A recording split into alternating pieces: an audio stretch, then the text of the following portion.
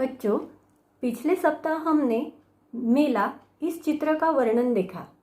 मैंने आपको जो गृहपाठ दिया था वो भी आपने किया होगा। आज हम फूल और कांटे यह कविता देखेंगे।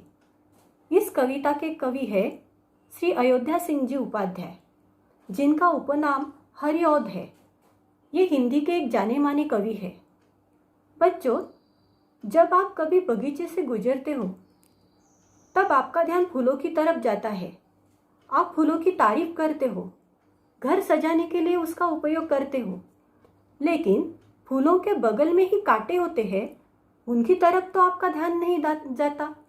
आप उसकी भी तो तारीफ नहीं करते। आखिर क्यों?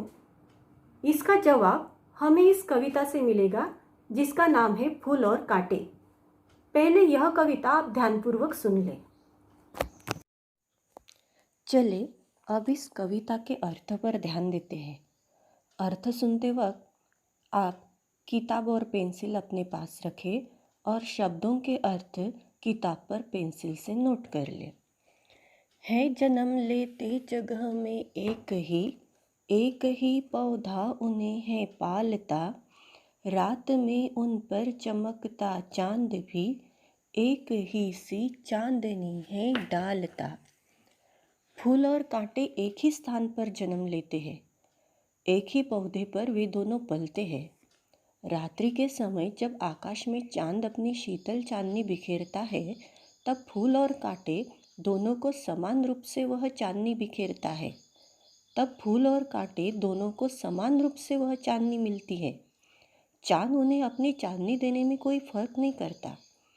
पौधा उन्हें पालने में कोई फर्क नहीं करता। मेह उन पर है बरसता एक सी उन पर हवाएं है वही, पर सदा ही यह दिखाता है हमें, ढंग उनके एक से होते नहीं। मेह अर्थात बादल। जब बादल पृथ्वी पर जल बरसाते हैं तो दोनों पर समान रूप से बरसाते हैं। बादल बरसते वक्त उनमें कोई भेदभाव नहीं करते। फूल पर ज़्यादा पानी छिड़क दिया जाए, कांटों पर कम, ऐसा नहीं करते। जब प्यारी हवा बहती है तब दोनों के ऊपर समान रूप से बहती है। ऐसा नहीं कि फूल को अच्छी हवा दी जाए और कांटों को टाल दिया जाए। पौधा, चांद, बादल और हवा उनमें कोई फर्क नहीं करती। प्रकृति उनमें कोई भेदभाव नहीं करती, लेकिन फिर भी दोनों के काम बहुत अलग है। एक जैसी परिस्थितियों में पलकर भी फूल और कांटे का स्वभाव एक जैसा न होकर एकदम भिन्न होता है। अब देखते हैं कांटे और फूल दोनों क्या काम करते हैं। छेद कर कांटा किसी की उंगलियां, फाड़ देता है किसी का वरवसन, प्यार डूबी तितलियों के पर कतर, भौर का है वेद देता शामतन। वर अर्थात सुंदर, वसन अर्थात वस्त्र। कांटा किसी की भी उंगलियों को छेदकर घायल कर देता है, किसी के सुंदर वस्त्र फाड़ देता है, उन्हें चोट पहुंचाता है। जब फूलों पर आकर्षित होकर सुंदर तितलियां प्यार से फूलों के पास आती है तो कांटा उनके पंखों को काट देता है, उन्हें नुकसान पहुंचाता है, उन्हें दुखी कर देता है। भौर यानी भौरा।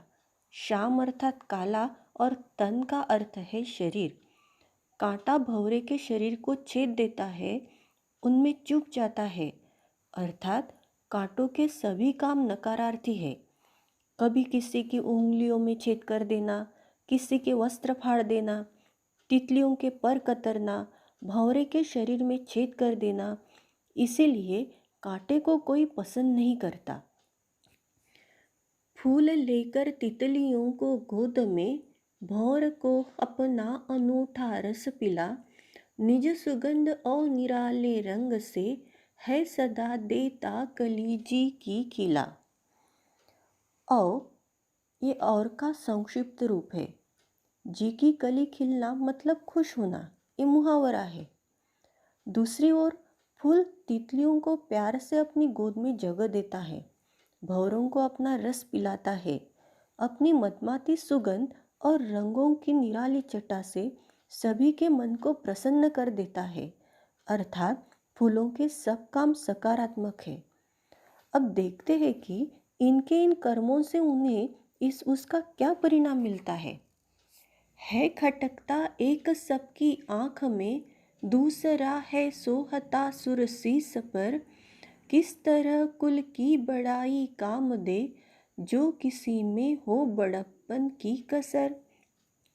सबकी आँख में खटकना मतलब बुरा लगना। सुर यानी देवता, शीस यानी सिर, कुल यानी खानदान।